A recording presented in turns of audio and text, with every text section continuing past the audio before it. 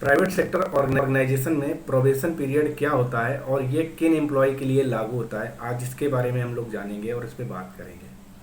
तो जब भी कोई एम्प्लॉय किसी भी करंट ऑर्गेनाइजेशन में जॉब कर रहा होता है और उसको वो छोड़ के रिजाइन करके जब किसी नए ऑर्गेनाइजेशन में जाता है,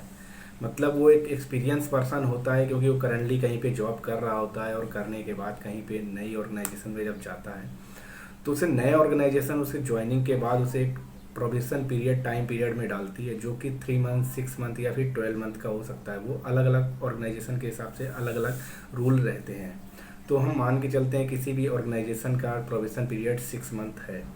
तो फिर जब वो उस एम्प्लॉय को वहाँ पे 6 मंथ के प्रोबेशन पीरियड में रखा जाता है तो उससे क्या होता है, कुछ कंपनी के जो रूल्स रेगुलेशन पॉलिसीज़ या फिर ऐसे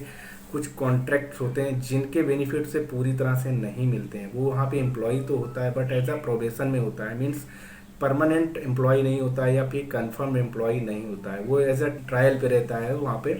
और उसको क्या करना होता है, कुछ जो भी स्पेसिफिक टास्क उस 6 मंथ के पीरियड में जो भी उसे वर्क रिलेटेड जो भी स्पेसिफिक टास्क दिए जाते हैं, वर्क अलॉट किए जाते हैं, उनको वो टाइमली मैनर पे कंप्लीट करने रहते हैं और उसको अच्छी क्वालिटी के साथ, मीन्स उसकी जो वर्क ऑफ क्वालिटी है वो काफ़ी अच्छी बेहतरीन क्वालिटी में परफॉर्म करके देने होते हैं। उसके साथ साथ वो अपने डिपार्टमेंट के साथ साथ जो उसके और अदर डिपार्टमेंट होते हैं उनके साथ सारे कोऑर्डिनेट करके जो भी उनके वर्क होते हैं वो सारे कंप्लीट करने होते हैं। इसके साथ साथ उसे कंपनी के रूल रेगुलेशन पॉलिसीज़ और वहाँ पे जो भी नई चीज़ें इम्प्लीमेंट होती हैं उनको भी तेज़ी से सीखना होता है, क्विक लर्न करना होता है। डिपार्टमेंट के जो भी रूल रेगुलेशन या वे ऑफ वर्किंग है उनको सही से सीखना होता है। तो ये सारी चीज़ें उनमें आ जाते हैं। इसके साथ साथ उसको अपने सीनियर के साथ जो भी ऑर्गेनाइजेशन के गोल हैं, डिपार्टमेंट के गोल हैं, उन पे उनको कोऑर्डिनेट करते हुए उनके साथ इंस्ट्रक्शन फॉलो करते हुए उन पे परफॉर्म करना होता है। साथ में अपनी जूनियर टीम के साथ मिल के और उनको साथ में लेके उन टास्क को और उन गोल को कंप्लीट करने में हेल्प करना होता है, मदद करना होता है। तो ये सारी चीज़ें जब वो एम्प्लॉय कंप्लीट कर रहा होता है और अच्छे से परफॉर्म कर रहा होता है तो क्या होता है, 6 मंथ बाद मैनेजर क्या करता है, उसका जो भी रिपोर्टिंग मैनेजर होते हैं वो उसका एवोल्यूएशन एचआर टीम की तरफ से एक फॉर्म दिया जाता है और उस फॉर्म के बेस पे उसको एवोल्यूएट करना होता है एम्प्लॉय की ये क्या 6 मंथ के पीरियड में जो प्रोबेशन पीरियड में था बंदा या ट्रायल पीरियड में था, तो इस ट्रायल पीरियड में इस बंदे ने कैसा परफॉर्म किया है। तो उसमें कुछ जो भी अलग अलग ऑर्गेनाइजेशन के हिसाब से अलग अलग पॉइंट्स रहेंगे, उन पॉइंट्स के बेस पे उसका ऑब्जर्वेशन किया जाता है कि ये बंदा क्विक लर्नर है, जो भी चीज़ें इसे दिया जाते हैं बहुत तेज़ी से सीख लेता है और लर्न करता है या उन चीज़ों को अडॉप्ट कर ले रहा है। उसके साथ साथ जो भी इसको वर्क अलॉट किए जाते हैं उसको टाइमली बेसिस पे कंप्लीट कर देता है। तीसरे नंबर पे आ जाता है कि जो भी वर्क उसको अलॉट किए जाते हैं उनकी क्वालिटी ऑफ वर्क, उनकी परफॉर्मेंस जो काफ़ी अच्छा से करते हैं। कंपनी के रूल्स रेगुलेशन और जो भी पॉलिसीज़ हैं उनको पूरी तरह से अडॉप्ट कर रहे हैं और उनको सही से फॉलो करता है ये बंदा। अपने सीनियर जूनियर के साथ काफ़ी अच्छा कोऑर्डिनेशन है, अदर डिपार्टमेंट के साथ इनका बहुत अच्छा कोऑर्डिनेशन है। अगर ये सारी चीज़ें कंप्लीट पाई जाती हैं तो उस बंदे को क्या होता है, परमानेंट बेसिस पे कंफर्म कर दिया जाता है। तो उसके मैनेजर जो भी है उसको रेट कर देते हैं इनके सारे पॉइंट्स के बेस पे कि ये बंदा कैसा है, ये बिलो एवरेज है, गुड है या ऑर्डिनरी है या वेरी गुड है। उसके बेस पे उसको मैनेजर रेफ़र करते हैं कि इस बंदे को कंफर्म कर देना चाहिए। अदरवाइज अगर इन सारी चीज़ों में कहीं पे कमियां पाई जाती हैं और मैनेजर को लगता है कि नहीं अभी ये फिट नहीं है, तो मैनेजर क्या करते हैं उसको आगे एक्सटेंड कर देते हैं प्रोबेशन पीरियड में 2 मंथ 3 मंथ जो भी कंपनी का रूल होता है उतना एक्सटेंड कर दिया जाता है कि इसको भी दोबारा से प्रोबेशन पीरियड में डालिए। हो सकता है इनका बिहेवियर अच्छा नहीं है, हो सकता है ये काफ़ी तेज़ी से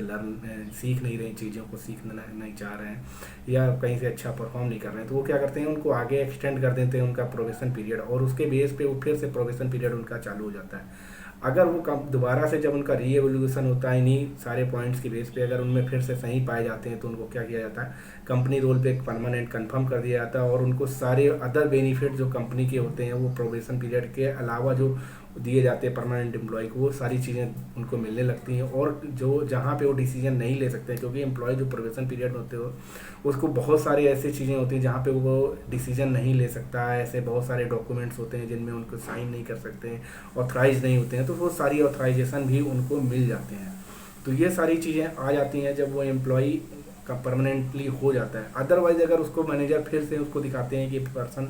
नहीं परफॉर्म अच्छा नहीं कर रहा है तो क्या होता है, उस पर्सन को कंपनी की तरफ से 1 वीक का नोटिस पीरियड दे दिया जाता है कि आप अपनी कंपनी में नया कंपनी को ज्वाइन कर सकते हैं। तो प्रोबेशन पीरियड का एक और बेनिफिट ये रहता है, या कह सकते हैं अच्छा रहता है या बुरा रहता है, कि जब भी एम्प्लॉय किसी कंपनी में प्रोबेशन पीरियड में होता है तो वो एम्प्लॉय अगर छोड़ के उस कंपनी को जाना चाहते हैं तो वो 1 वीक का वहाँ पे नोटिस पीरियड दे के जा सकता है। अदरवाइज जब भी वो और अदर जो परमानेंट एम्प्लॉय होते हैं, या फिर वो जब परमानेंट हो जाएगा, कंपनी रोल पे हो जाएगा, तो फिर क्या होगा कि उसको 1 मंथ का नोटिस पीरियड